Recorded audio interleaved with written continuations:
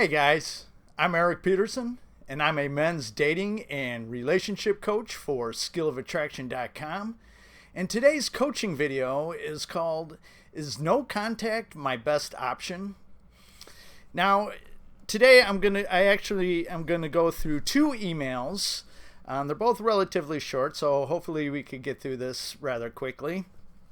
But in both cases, both guys have gone through a recent breakup, and it's what I would call a short-term relationship. I would consider anything a year or more to be a long-term relationship, and these are both under a year. But in both cases, they have gotten to a point where they haven't heard from their ex in a while, and they're starting to get a little nervous and wondering if no contact is really the best option. And in almost every case, no contact really is the best option. But I'm going to go through their emails here and see what we could clear up. And if you guys have any questions, please feel free to shoot me an email. Whether your question is about one of my videos or if you have some issues going on in your own relationship, all I ask is that you keep your email rather short and concise. Just stick to the important parts that I need to know, because I just don't have time to get through these long emails. But if you would like to do that, head over to my website at skillofattraction.com, click on the contact tab, and send me a message from there. Now, I do have to take care of my paying clients first, but I will respond to you as soon as I can. So you just need to be a little patient, and I'll get back to you ASAP. But if you do need to get in touch with me right away, again, head over to my website at skillofattraction.com, click on the coaching tab, and there I have several options for you to choose from. I offer emergency email coaching, and I also offer monthly coaching where I will work with you throughout the month to try to get whatever relationship issue you're having turned around and get you back on track. So let's get started with these emails.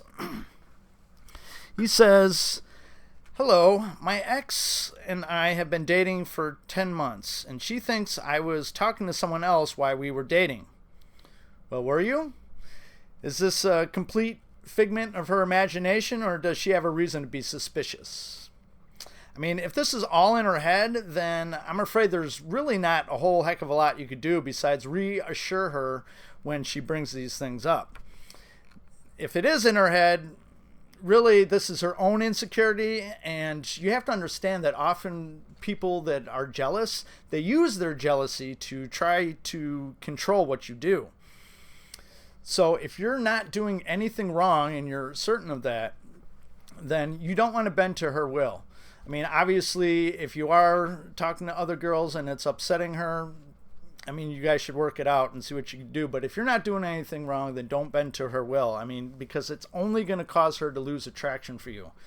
I've talked to lots of guys whose girlfriend wanted them to make changes, and while these guys are doing nothing wrong, they want to make her happy. So obviously they make these changes, and long term, it really just ends up killing her attraction. So that's really something you could think about. And I'm sure lots of women out there watching this can also agree that they try to change their men, and then they're just kind of like, ugh, I shouldn't have done that. He continues here. So she ended it a couple days later and started talking to another dude. They've been talking for about a week, but are starting to fall apart. Wow, that was quick. I mean, more than likely, this other dude is one of her male orbiters. And by male orbiter, what I mean is these are these guys that are kind of hang back in the friend zone, just waiting for an opportunity.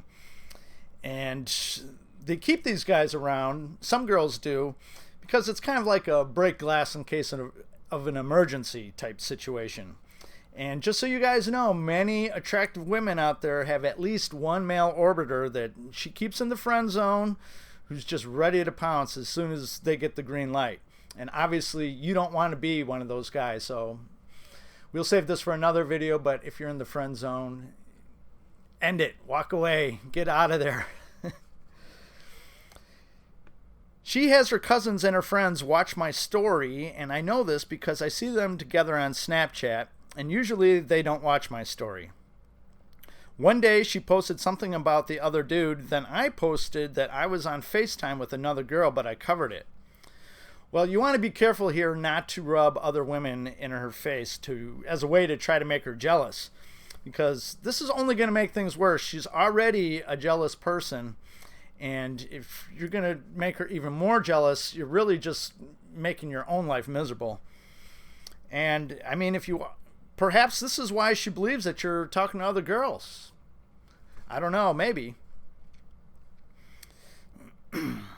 She got all mad and started posting a lot of emotional things on social media saying, I'm focusing on myself, and this is how I sleep when I know I'm not being cheated on. I have never cheated on her. So is it right to continue no contact on her because she thinks I cheated? And I want to clear this up. It's been 17 days of no contact. Please give me your advice. I want her back. Well, normally I would say that you need to open her up and discuss these things. However, she went for the nuclear option right away by breaking up with you and getting involved with another dude almost immediately. And I know it's super difficult for you not to contact her or speak with her, but she pushed you out of her life and she pretty much slammed the door. Reaching out to her at this point will only put you in a weak position and come off as groveling. I mean, as long as you're not rubbing other women in her face or actually cheating on her, this is really her issue and not yours. You can't fix her, nor should you try. Nor should you try. I would continue with no contact and just let her come to you. However, in the future, before you implement no contact, you always want to be sure that she knows that the door is open to some degree, but only if you want her to reach out again. I mean, if you don't care, then just walk away and never say a word. But as an example, I mean, say she breaks up with you because she thinks you're cheating or talking to another girl. So you might want to say something like, well, that's disappointing that you feel this way, but I care about you and I would like to work this out. But if ending the relationship is what you feel is best, then you should get in touch with me if you have a change of heart. And then you just walk away and leave it. This way, you've shared with her how you feel, what you want, and that you've left the door open for her. And like I said, then you just walk away and you just move forward with your life. She will reach out to you eventually if she truly loves you. And if she doesn't reach out to you, then you know it wasn't meant to be. So let's get on to the next email. He says, I'm 28, she's 23. We spoke for a month and got together in February 2018. She's a recent cancer survivor. Oof, cancer at 23, that's rough. Her ex of 5 years cheated on her during chemo in November 2017. She suffers from high anxiety. I bet. Cancer and a cheating boyfriend. That would make me anxious too. Everything was good. I met her family and friends, and we spent a couple of days a week together. She was always texting and wanting to meet up. I didn't do any of the chasing. At the end of April 2018, she sent a message out of the blue saying I could do better. I don't want to hurt you, and she's fucked up and doesn't know what she wants. I didn't really know what to make of it, and I handled it badly, which pushed her away a bit. Well, her attraction for you dropped for some reason. I mean, you didn't share anything where I can pinpoint why she lost attraction, but women just don't dump men that they're head over heels in love with or just crazy attracted to. I mean, it is possible that her own insecurities led to her attraction dropping, and which it does sound like it could be a part of. I mean, she's going through cancer and chemo. She just got out of a relationship with a cheating boyfriend. So she's probably a little insecure right now. However, you said that you handled it badly and it pushed her away, which sounds like you got overly emotional and either got angry with her or you were groveling. And really the best way to handle any breakup, I mean, in basic terms, or when she pulls away, is just to accept it and let it go. I know that's easier said than done, but it's really the best way to handle it. I did apologize and we talked on and off, but she's in a state of confusion and doesn't know what she wants anymore. I did a tiny bit of pleading, saying I know what she's going through and that I want to be there. He says in parentheses, I know I can't fix her, which is true, you can't. She said she doesn't know if she's in the right place at the moment and doesn't know if I'm ready. Well, what she's telling you here are all her rationalizing why her attraction for you has dropped. I mean, it's very possible that she doesn't know why, or she doesn't even know that her attraction for you has dropped. But what she does know is that she's just not feeling it. And women largely act based on how they feel in the moment. So somewhere in your relationship, you're doing or saying things that's turning her off. And I really don't have enough info to know exactly what you're doing wrong. So perhaps you should book some coaching with me and we could get to the bottom of all this. After her birthday on May 1st, I went no contact, and 4 days later she sent me some Snapchats, which I did respond to. Okay, well that tells me that she at least cares about you a little bit. She was missing you and she reached out to you. And see what I mean? When women start missing you, they'll reach out to you. And on May 20th, she wished me a happy birthday and was very playful.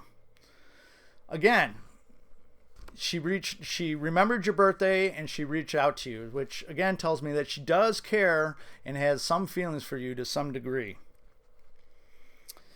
We spoke for a bit, but that was 6 weeks ago and nothing since. Is no contact the right move for a situation like this, or should I keep in touch now and again? Well, yes, no contact really is the best option here. I mean, like I mentioned to the first guy, she pushed you out of her life for whatever reason. You trying to stay in her life is only going to make you come across as weak. I mean, obviously you have stuck to no contact, which is good. And I know it's super tough. I've been through it many times. But it's been 6 weeks now. And I would just chalk this up to a lesson learned. Get back out there, start dating other women. I mean, she'll be back sometime in the future if she cares enough for you. And if you never hear from her again, then you know it would have never worked anyway. I mean, you really did all that you could. You stayed by her side while she was recovering from cancer and chemo. You told her that you want to be there for her, and she still rejected you. So really, there is nothing more that you can do.